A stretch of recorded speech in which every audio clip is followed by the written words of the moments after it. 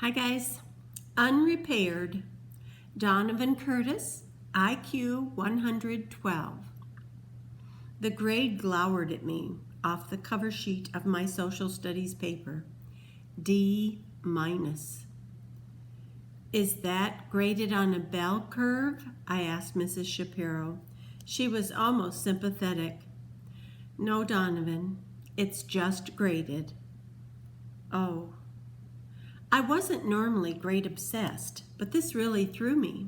The thing is, I had no chance with the kind of math and science they taught in this place. If I was going to have any prayer at all of hacking it in the academy, I'd have to rock subjects like English and social studies. And that's why I was so shocked about the D-. I'd worked really hard on this paper. Maybe I hadn't aced it by gifted standards, but I'd figured I'd get at least a B. Heck, I would have settled for a C. The teacher sighed. Is there anything you want to tell me? Is something wrong? Something was wrong, all right, when the biggest effort I'd ever put into a school project since kindergarten pulled a D-, then yes, it was pretty fair to say that something was wrong. She interpreted my silence as an invitation to probe further. At home, perhaps. Well, it's just that I have ADD. That was pure blind inspiration. Sanderson had ADD, and occasionally he got cut a little extra slack because of it. Mrs. Shapiro's expression softened immediately. Well, why didn't you say so? I guess I was too distracted by other things. She looked a little suspicious, so I added, I really wanted to make it on my own. ADD doesn't sound very gifted. Oh, that's nonsense, she reassured me. You'd be astounded how often giftedness is accompanied by some sort of learning disability. She handed the paper back to me. Why don't you work on this for another week? I didn't like the sound of that. Well, and we'll see what we can do about raising your grade. Maybe there was more to this learning disability racket than met the eye. After all, ADD was just the beginning. Maybe with a little bit of effort, I could work up to a case of obsessive-compulsive disorder. That would knock your socks off. And what about dyslexia? That could be just the ticket to ward off any D- that might be coming down the pike in English. So I put my all into the social studies paper, and Mrs. Shapiro grudgingly upped me to a C. I fared no better in English class, dyslexia or not. C- was the best I could come up with, and that was a stretch. Have you ever read Beowulf? Even the cliff notes could kill you. I expanded my list of disorders. Restless leg syndrome was a good one. It explained all my fidgeting, and my non-specific bladder issues allowed me to spend as much time in the bathroom as outside of it. I had this recurring nightmare that all my teachers got together and compared notes on my various illnesses, weaknesses, and diseases. At the end of the dream, an ambulance pulls up to the academy to haul me off to intensive care. But when the attendant takes off his surgical mask, it isn't a paramedic. It's, who do you think it is? Got your guess? It's Dr. Schultz. Then I'd wake up choking and spitting because Beatrice was sleeping on my face. Yes, the chow-chow was still a fact of life. I should say a fact of my life, since she totally loved me. Props to Katie. She tried to help out, but every time she even got in the same room with her husband's dog, Beatrice growled her off. All the mutt wanted was me. She spent her nights in my bed and her days in my dresser drawer because my scent was on my sheets and clothing, which meant I spent nights and days scratching at itchy dog hair. There wasn't a part of my body that Chow Chow hadn't napped on yet. I should open up for business as a parking lot. I'd make a fortune in dog biscuits. I would have put a stop to it except that I was beginning to think Brad's mother was right. Beatrice really was sick.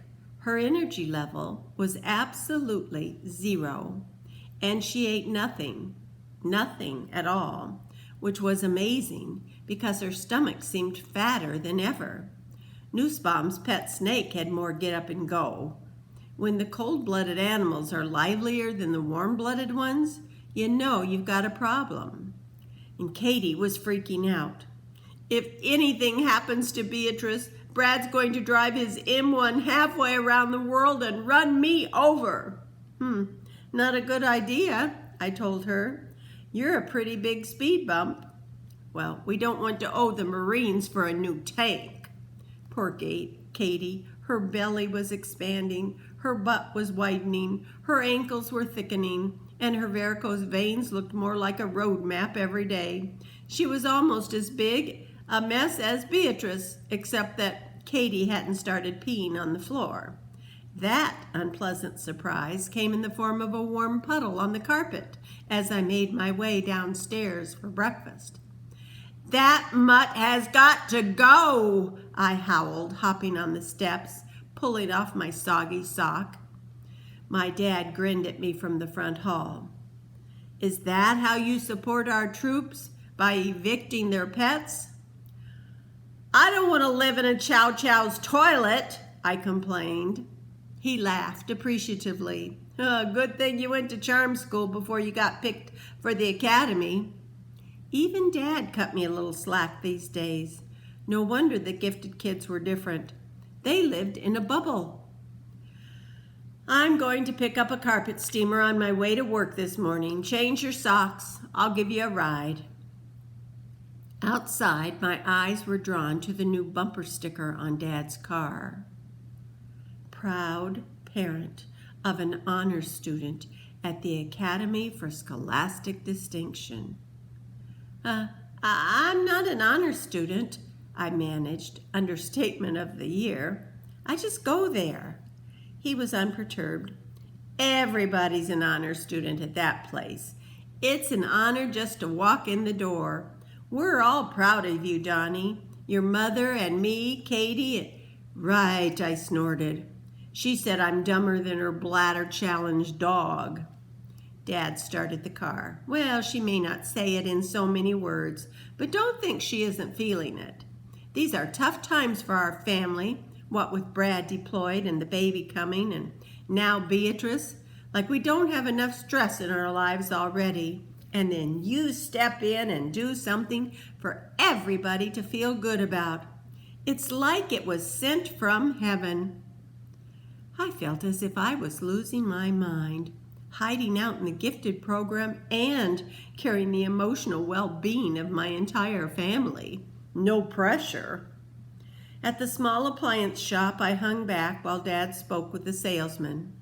There was a copy of the town paper lying open on the cashier's desk. I nearly threw up my breakfast when I read the banner headline, Repairs in Limbo Thanks to Statue Gate.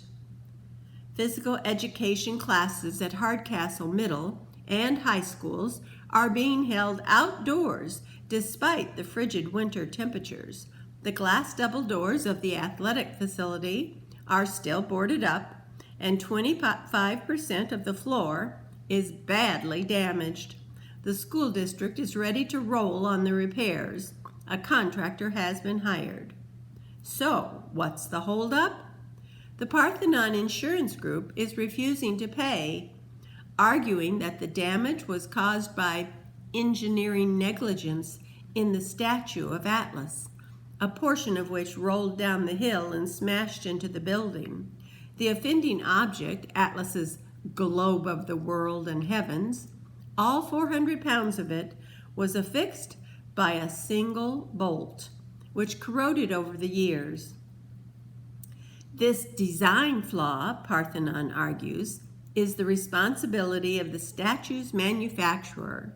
However, Classic Bronze Foundries Incorporated went bankrupt in 1998, leaving the school high and dry. The Hardcastle School District has filed suit against Parthenon, but the case is likely to drag on for years, according to Superintendent Alonzo Schultz. In the meantime, the physical education program is out in the cold. All varsity basketball home games have to be relocated, and even the middle school's annual Valentine's dance will take place elsewhere. Dr. Schultz holds out little hope for an early resolution unless he can track down a person of interest in the case. Yikes! If the insurance company stiffed the school district, would this person of interest have to pick up the tab? It wasn't my fault that Schultz cheaped out and bought a bum statue from a company that went bankrupt. Classical bronze foundries probably tried to save a few bucks on bolts and had to pay it all back 100 times over in lawsuits. But I'll bet our superintendent was the only genius who put his atlas at the top of a hill, overlooking a breakable gym. With a sinking heart, I watched Dad haggling with the salesman, trying to save every penny. We weren't poor, but money was tight, especially with an extra mouth to feed. Katie and a baby on the way. The one good thing about Beatrice's hunger strike was that we weren't blowing a fortune on dog food. There was no way we could afford to fix a busted gym. It didn't take Noah Euclidus or Abigail Lee to do that math. I got to the academy earlier than usual, which gave me some much-needed extra time to work on my science project. Abigail's was entitled The Abiotic Synthesis of Organic Compounds. Chloe's had something to do with the wave-particle duality of light, whatever that is. Noah's, the Euclidus constant, was this number he'd developed that supposedly explained the expansion of the universe in the first few seconds following the Big Bang. Mine was called Chow Chows, a special breed. Obviously, it wasn't as impressive as the others, but I was really slaving over it. My plan was this. I was never going to out-science the academy kids, but I could give it the personal touch. Hey, if I was stuck being hospice nurse to a dying dog, at least I should get a project out of it. I had photographs and sound recordings of barking and microscope slides of fur and drool samples. If I loaded up enough stuff, Mr. Holloman would have to give me a decent grade just on sheer volume. And if he turned out to be a dog lover, well, I'd be golden. I stashed my coat in my locker, which was still basically empty. Lockers were huge at the academy. I'd never seen it, but supposedly one kid kept a full tropical fish tank in his, plugged into the built-in power strip. Unlike Hardcastle Middle with its no phones during school hours rule, the academy actually encouraged its gifted students to have laptops and smartphones all charged up and available at all times. Well, you never know when the research bug might hit, Mr. Osborne was fond of saying. It made me smile that Noah, apex of the IQ pyramid, now used his BlackBerry purely for watching YouTube. The robotics lab was deserted when I got there. "Hey, Tin Man," I said, greeting him in a low voice, bestowing a very gentle high five on one of the lifting forks. Call me crazy, but it sort of pleased me that the robot had a name, thanks to me. Just like it pleased me that I was now Tin Man's first-string driver for the robotics meet. I know that must seem pretty stupid coming from someone who is in such big trouble in every other phase of his life. But standing there next to Tin Man, I happened to glance over at the teacher's cluttered desk. There was an internal memo form on top of the mess. My eyes froze on the subject line. Summer school. Oh, it had to be about me. Who else in this class of brainiacs could possibly need summer school. In the interest of self-preservation, I had to read it. Oz, as we feared, the district has been unable to find a certified teacher to offer human growth and development to your students who have unfortunately missed it. Summer school appears to be their only option. The kids affected are Chloe Garfinkel, Abigail Lee, Noah Eukilis, and that was as far as I got before Mr. Osborne came in and caught me snooping. Donovan, step away from my desk. I was too blown away to worry about whether or not he was mad. Summer school, I exclaimed. For those guys? It's none of your business, the teacher interrupted sharply. It doesn't affect you at all. But why would the smartest kids in town need summer school? I persisted, bewildered. What's human growth and development? It's a health course required by the state, he explained wearily. You took it last year in 7th grade. Light dawned. And you were so busy teaching them genius stuff that you missed it. I mulled it over. That's on you, not them. He looked like I had slapped him. I know I would have bet money that I had absolutely nothing in common with my gifted classmates, but here they were, just like me, getting jerked around because the school district had messed up. I was on the hook for the damage caused by Schultz's defective statue, and they were on the hook for a required course nobody remembered they needed, and the cost was going to be 1 summer. Well, so teach it to them, I concluded. Those guys, it won't take them 10 minutes before they know it better than you. He shook his head gravely. The teacher has to be state certified, or it has to come from hands-on experience. Hands-on experience? I repeated, startled. They want that? Isn't it all about, well, you know. Physiology, he interjected. Adolescence, body changes. The seed of an idea began to germinate in my mind. What else? I prompted. Reproduction. Katie folded her arms atop her big belly. You are out of your mind, she told me. I always knew you were crazy, but this is proof positive. Don't be like that, I wheedled. It won't cost you anything except a few trips to the school. Why should you care? You'll be pregnant anyway. It won't cost me anything, she echoed. How about my privacy, my dignity, my self-respect, my right to bring a baby into this world without turning it into a science fair project? Well, it isn't even for me, I argued. These kids really need your help. They're in a jam.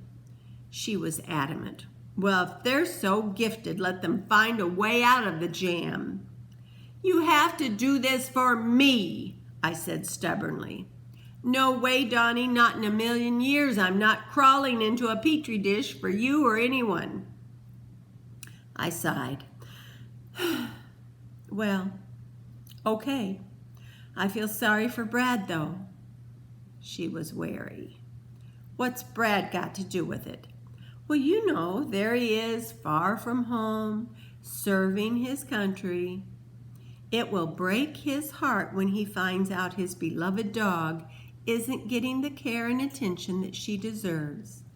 I pointed to Beatrice, who was making another liquid deposit on the rug. She shrieked so loud that it brought Mom running up the stairs. What's wrong?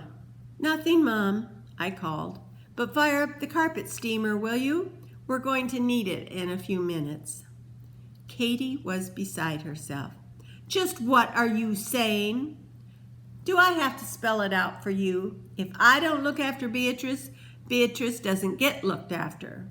And that's my fault? She demanded. She won't let me anywhere near her. Well, I totally sympathize, I assured her. Bad things happen to good people sometimes. Look at the poor academy kids. It isn't their fault they missed this credit. but they're the ones who have to suffer, just like it isn't your fault your mother-in-law dumped a dying dog on your doorstep. Don't say dying. She's not dying. She can't. And then suddenly Katie clued in. You miserable, blackmailing slime bucket. This is low even for you. I nodded in agreement. Poor Brad. Oh, she was bitter. What do you care if a bunch of nerds go to summer school? You already took this course. There's nothing in it for you. Well, she was only half right. There was nothing in it for me. At least nothing I could explain to Katie. If this worked, if following Katie's pregnancy could count as hands-on experience for human growth and development, that would strengthen my ties to the academy for scholastic distinction. It wouldn't make my grades any better, but it might take people's attention off of how ungifted I was. The longer I could stay at the academy, the longer I could keep myself hidden from Schultz's justice. Selfish? Yeah, big time. And something else too. It was absolutely what James Donovan would have done. Maybe Ancestry.com wasn't such a waste of money after all. The Hardcastle gym may have been my Titanic, but we were survivors, James and me. I'm doing it because a nice person helps his friends. She rolled her eyes, but I knew I had her. Tomorrow, unsurprised, Chloe Garfinkel, IQ 159.